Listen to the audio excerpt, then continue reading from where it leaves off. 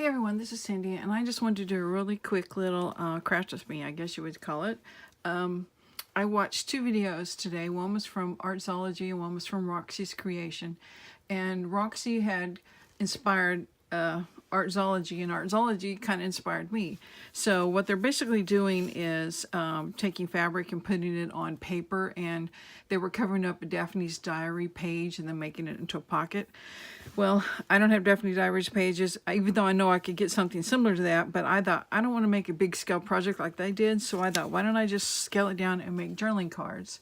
So that's what I did. I just took their idea, putting a fabric background and then collaging some papers and then putting a focal point on there, and you stitch around and do all that.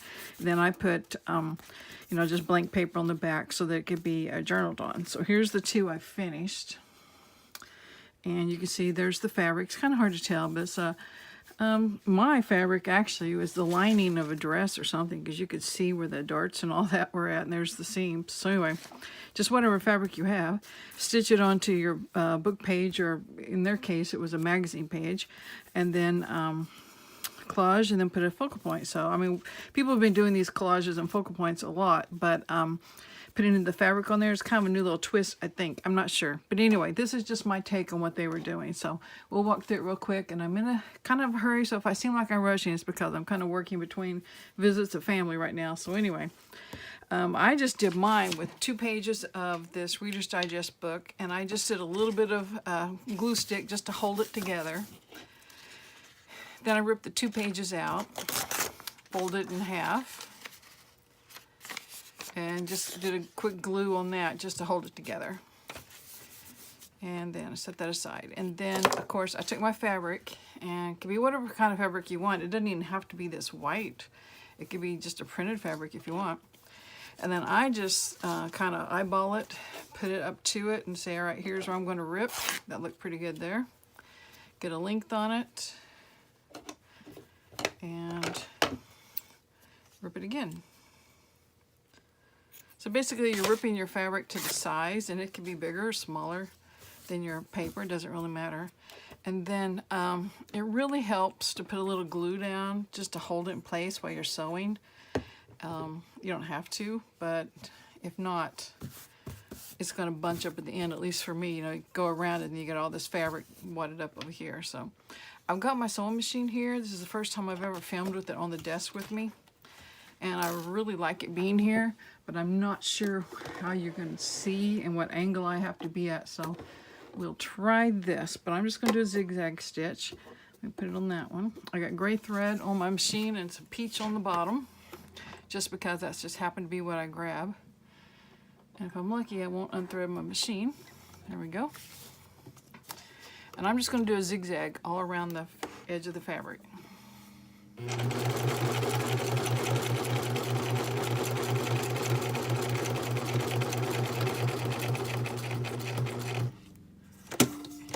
You could do straight stitching if you want, or you don't have to do any stitching. You can just glue it if you want.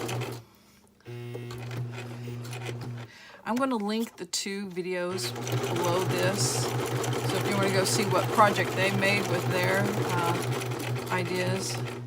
They made it into a pocket. See, mine can be the journaling card that goes in the pockets. See how it kind of ruffled up there? I could have glued it better, but it doesn't matter. Just adds to the character.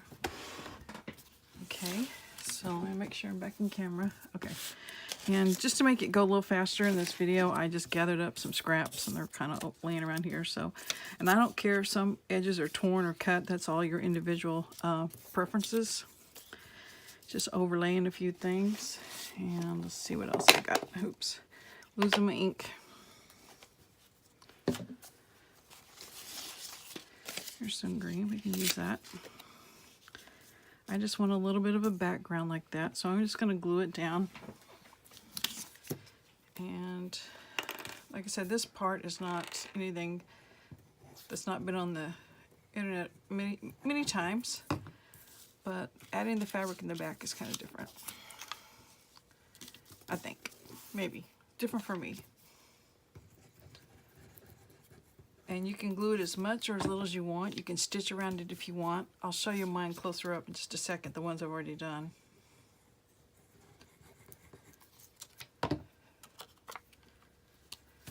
And just for the sake, I had a picture pulled. Yep, here it is. Just one I cut out of a magazine. It says a garden full of flowers in bloom is a special joy in a small garden. I don't even know what they were talking about then, but I thought that's pretty good. So, oops. Of course, you can add lace and all sorts of trims to these too. I'm just trying to keep it a little bit flat so it can be used as a journaling card. And I'm going to put it on just a little crooked. Don't even worry about getting it straight. And then, of course, you can ink around it if you want.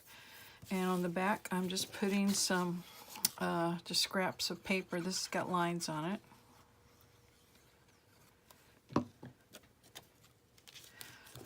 And I usually keep it within the stitching. It's kind of framing it, but if it overlaps a little, that's fine.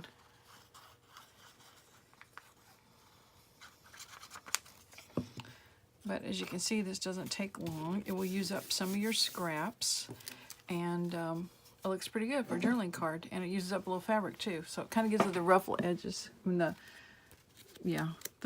torn edges. So I don't know if you can see that fabric very well, but there it is on the back. And you could stitch around it like I did here on this one, and I probably will on that one, but I'll wait till the glue dries. Stitched around the focal point. And I could have stitched around more of it, because I know Roxy, I think, did some messy stitching around hers. I might do that with this one, since this is kind of a rounded type image. But anyway, that was just my idea. I just wanted to show you how I just did a variation of what they were talking about. So thanks for watching my video. I'll talk to you guys later. Bye.